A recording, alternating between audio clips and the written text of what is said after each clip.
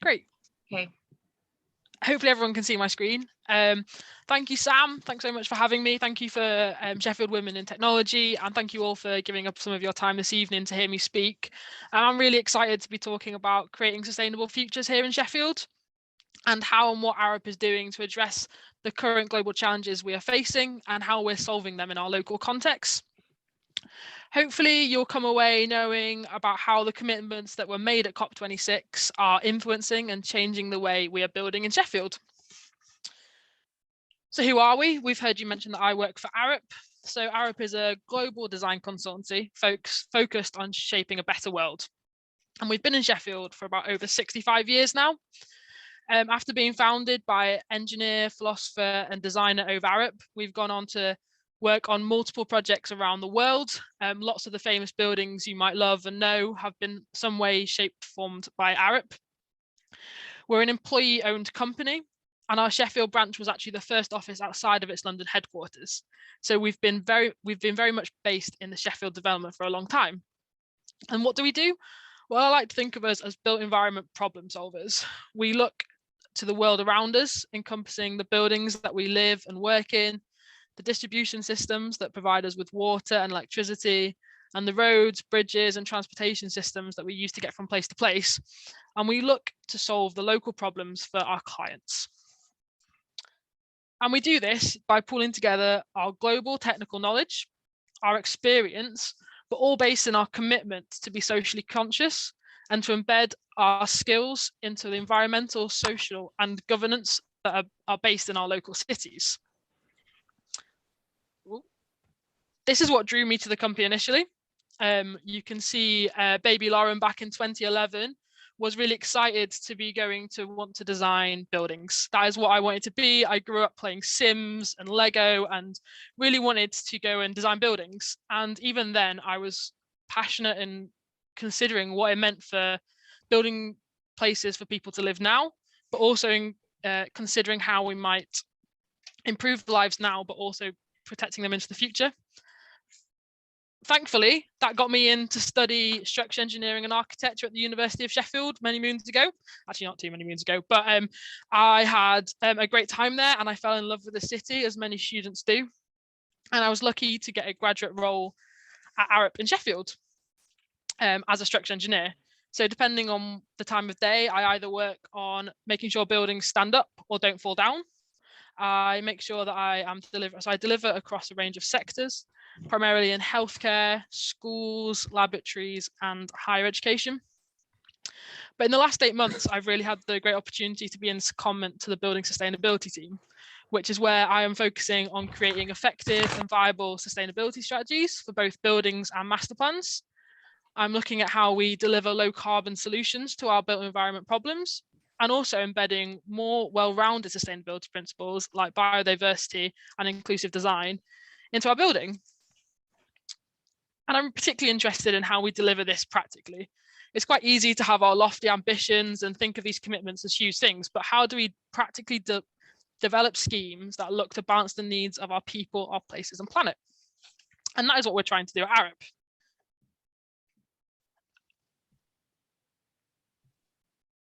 And the work, and why does this matter? Well, our work has huge impacts. Around 40% of our global carbon emissions are related to the built environment, the construction and the use.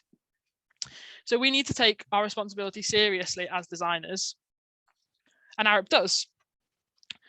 So not only do we use our local knowledge, we make sure that we use our global commitments to address these problems. So firstly, we take seriously that we declare a climate emergency. So obviously Arup nor Sheffield alone can solve the climate change, but we recognise that we can't expect other people to do it either, and we need to be part of the solution going forward. So Arup as a business is working to achieve net zero emissions across its entire operations by 2030. We're looking at reducing the different scopes 1, 2 and 3 of our greenhouse gas emissions. And not only do we consider how we work, we think about what our projects need to address too. So the United Nations Sustainable Development Goals are 17 goals that recognizing ending poverty and other deprivations must go hand in hand with strategies that improve health and education, reduce inequalities and spur economic growth, all while tackling climate change and working to preserve our oceans and forests. All our projects must look to satisfy these goals. And finally, we are listening to the science and putting our money where our mouth is. Arup has invested in the UK's first deep geothermal electricity plant, a project that is aimed at demonstrating the potential of geothermal resource in the UK to produce electricity and renewable heat. Arup is committed to purchasing over 9,000 megawatt hours per year, which will mean that this will allow Arup to supply zero carbon electricity to all 15 of its UK offices. And we recognise that as a global firm, our experience and how we're embedded locally, our position to help shape the industry and raise the bar in partnership is really important. And we want to make sure that we are confident in our influencing, that we're moving towards excellence with our clients and collaborators to deliver sustainability. Sorry. This meant that we had the amazing opportunity to be at COP. What we did was varied, and we used our experience to influence, knowledge share, and also develop and to learn our own understanding. Firstly, we were actually the sustainability consultant, so we advised the government on how they should run a sustainable event, looking at sustainable procurement and managing carbon. Secondly, we use COP as our stage to announce our global commitments to completing whole life carbon assessments for all our buildings work. And secondly, to move away and withdraw all work that was related to fossil fuels. And finally, we showcased our people. We had a range of representatives who were in Glasgow. My amazing colleague India, who is based in the Sheffield office, led a group of young water professionals discussing the innovation that's needed to address the climate stresses on our water sector, as well as a range of leaders were there influencing, learning and discussing everything from green buildings to a race to resilience. But all our work at COP was focused around 4 key areas. My aim now is to try and provide a high-level introduction to each of these 4 areas, the 4 global themes, and how our work here in Sheffield relates to these. The term energy transition refers, the 4 themes are the energy transition, decarbonising our cities, development of low and zero carbon transport systems, and designing using nature-based solutions. The term energy transition refers to a global change that is underway but not yet complete. This is a transition away from burning fossil fuels to power our societies and to generate electricity, and towards a global energy system entirely powered by fuels and processes that do not release greenhouse gas emissions into our atmosphere, therefore relying on renewable sources. Our fossil fuel-based energy systems continuously release greenhouse gases into the Earth's atmosphere. We simply cannot continue to destabilize our climate, which undermines our safety. Decarbonisation will largely be achieved through industry and sector-specific strategies, encompassing our transport, our buildings, our finance systems. So although these 4 themes are distinct, they are all intrinsically linked to each other and all need to be directly implemented and developed. The renewable solutions that we need to develop and implement need to be replicable and scalable to achieve impact, which is really exciting, is why we're working with Veolia here in Sheffield. Veolia manages Sheffield's waste and operates our heat network here in Sheffield. And we are working with them to ensure they aren't relying on fossil fuel solutions into the future. Currently, Sheffield's waste is majoritively incinerated, the heat is recovered, and electricity is produced and exported to the grid. Some of the heat that is recovered is used to directly supply our buildings across Sheffield. However, this is an increasingly aging network, which presents a lot of challenges for Veolia and for Sheffield's reliance on fossil fuels. Thankfully, that means lots of opportunities, and we should take this with a positive, we should always look at these as a positive thing that we can impact sustainability in. Arup Sheffield's energy team is looking to organise, improve efficiency and improve resilience of the network. The team is developing methods of how Veolia can improve its energy efficiency, looking at systems to use thermal storage, transition to lower carbon fuels, most importantly, working together in partnership with both Veolia, the City Council, and their clients to ensure the energy transition is adapted into our city.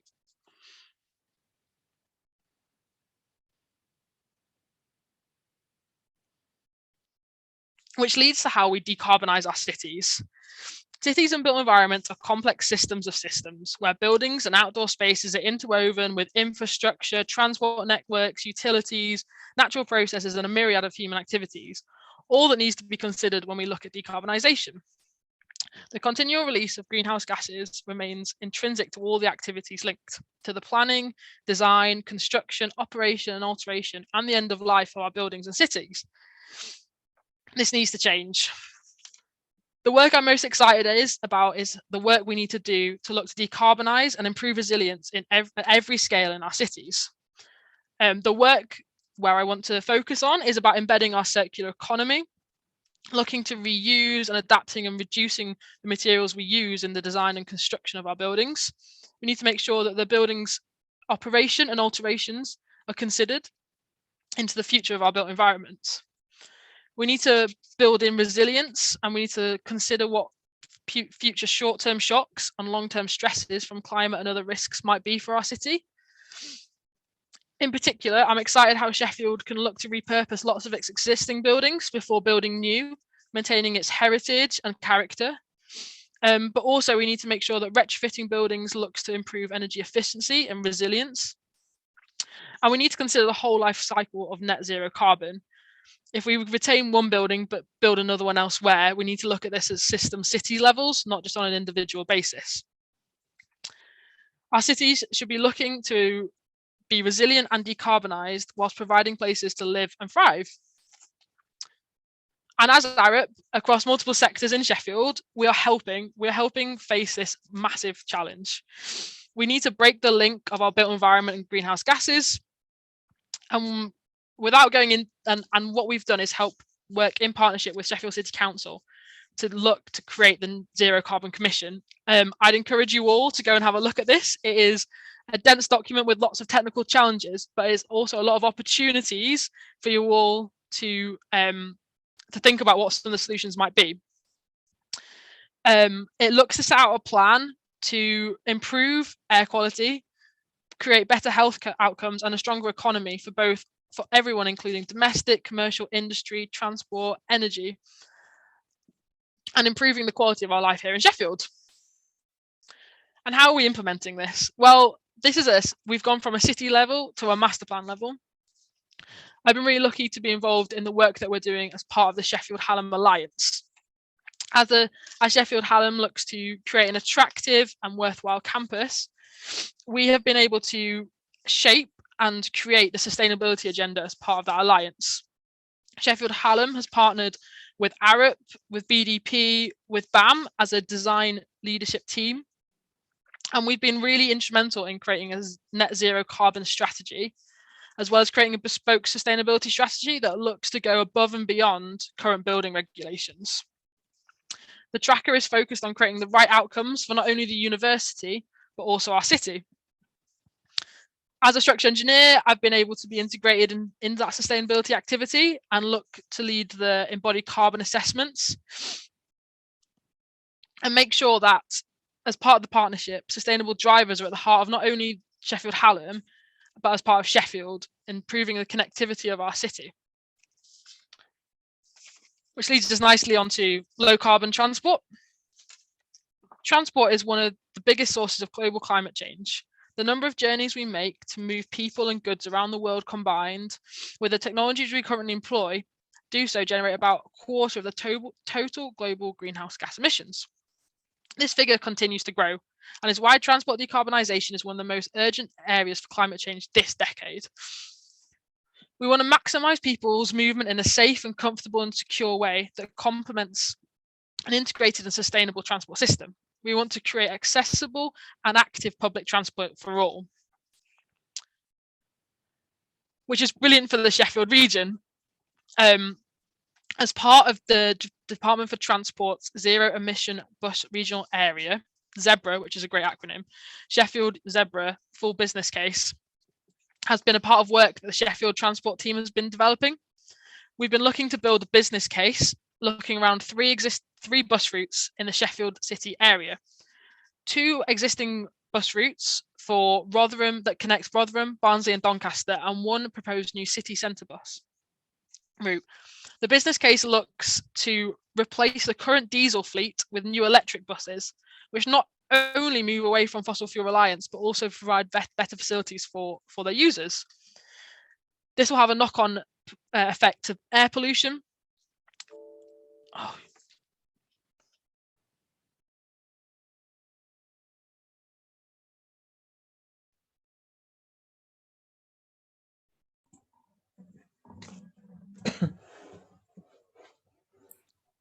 I think we've lost Lauren.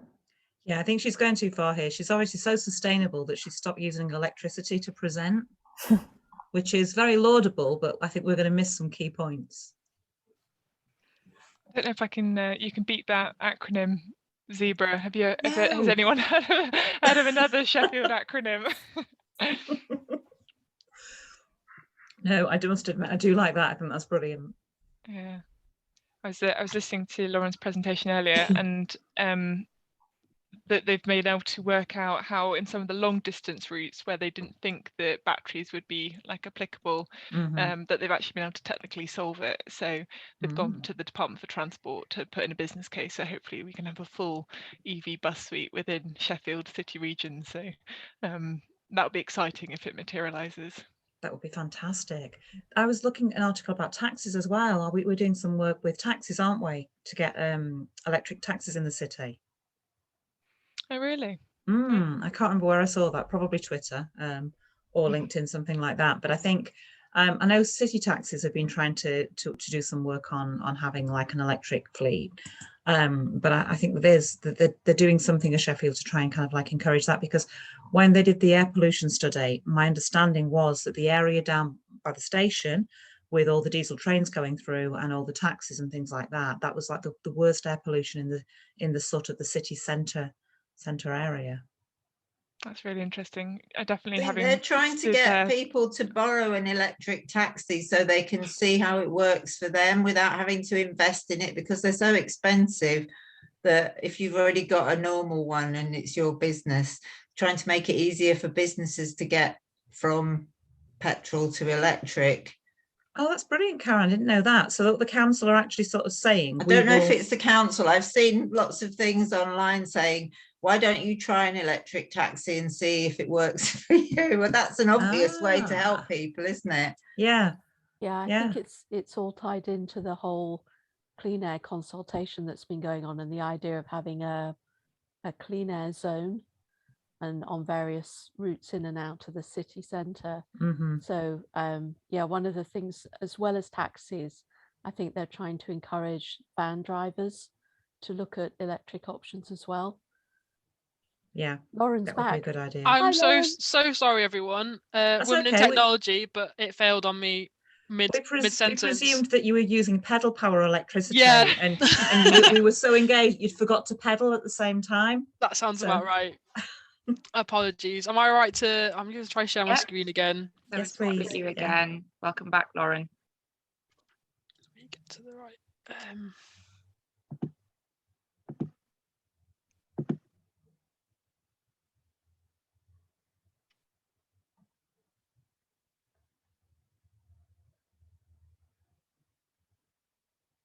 There we go. We'll try again. Sorry, everyone. No problem. So I'll start back from implementing, creating low and zero carbon transport in Sheffield. So the zero emission bus regional area is a Department for Transport scheme that looks to give grants to city areas to improve and implement electric buses. So Arup has been supporting the South Yorkshire area in creating a full business case for the provision of 3 new electric bus routes, 2 that would be replacements to 2 existing routes, which looks to connect Rotherham, Barnsley and Doncaster with the Sheffield city centre, and then 1 proposed route around the Sheffield city centre. This business case looks to replace the current diesel fleet with new electric buses, which not only help the transition away from fossil fuels, but also provide better facilities, creating the buses to be more accessible. This provides a real great benefit as well to the air pollution. Sheffield's committed to a clean air zone, and our buses and our public transport need to make sure they're in line with that. Excuse me. We ultimately need to electrify all our bus routes. So the innovative work that our Sheffield transport team has looked to prove that for the hard cases, so in this case, some of the longest routes in the Sheffield bus route, that they can be implemented and technologies can be used to demonstrate and unlock future funding streams. We also need to make sure that our networks are connected, ultimately providing better networks to promote not only public transport, but to improve walking and cycling. Which leads us nicely onto our final theme, which is looking at nature-based solutions. Nature-based solutions use the power of functioning ecosystems as infrastructure to provide services that benefit the environment and society. Basically, all nature-based solutions involve 3 common themes. They work with and are based on natural systems. They benefit nature directly, preserving or enhancing biodiversity and ecosystem services. And finally, they deliver value to society by addressing critical challenges, such as the global climate change and human health. A great example of this is the Greater Green scheme in Sheffield city centre. It's bringing colour and sustainability into the inner city of Sheffield and offers a calm refuge in an urban environment. And if anyone's getting back into the office this week, although the weather's a bit grey, I encourage you all to go for a walk. It's down by the law courts and is honestly such a great asset to our city. This rain would normally, falling in our cities, would normally drain quickly into pipes, for example, via gullies in the road. This can add to flooding problems, and in case of roads, can send pollutants such as oils, heavy metals, and microplastics straight into our rivers. However, by transforming this former tarmac area using sustainable drainage systems, rain is captured into the landscape. The design holds the water temporarily, even in big storms, and reduces the risk of flooding. The everyday rain that washes pollutants from the road is now filtered and broken down by the soils and plants in the landscape. Many of the new large developments that are being developed around the city centre now add water directly to drains and then into rivers, but care needs to be taken when capturing and treating pollutants. The Greater Green scheme is an example of repairing our old catchments, redirecting water back to the river where it used to go, but making sure it's done more sustainably, like it would do in a natural landscape, making sure that the water is clean and also a slow flow. Interventions like this make a lasting change in our city. And we need these changes. We are a city that is moving and growing. And if you want to see more things like this, then you have the power. We are constantly being challenged to think for more innovative solutions, technical challenges, but these are all given to us by our leadership, and we need to keep applying pressure to our leadership to make these changes. Sadly, the current consultation has just ended, but I would encourage you all to go and read the city centre strategic vision, and if there's anything that challenges you or provide you comment, I think there's always an opportunity to speak to your local MPs, but also to the city council, because we do have the technical expertise here in Sheffield to be delivering sustainable futures with both our clients and our collaborators to solve these global issues, and ultimately to create a healthier, greener and fairer Sheffield. Thank you all for listening.